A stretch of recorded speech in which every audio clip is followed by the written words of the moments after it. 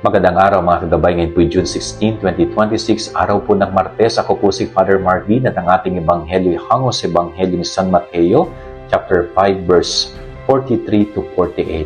Patuloy pong ipinapaalala sa atin ng Panginoon ang kabutihan na nasa ating puso. No, sabi niya sa Gospel, mahalin mo ang iyong kaaway. Ipagdasal ang mga umuusig sa iyo. Patuloy kang gumawa ng mabuti kahit ang iba ay hindi mabuti. Hindi po siya madaling gawin.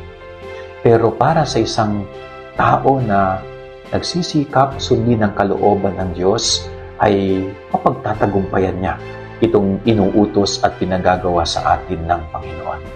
No? Ipagdasal mo yung mga taong hindi nagiging mabuti sa iyo, yung panalangin na magbabago ang kanilang puso, magkakaroon ng conversion sa kanilang buhay. No?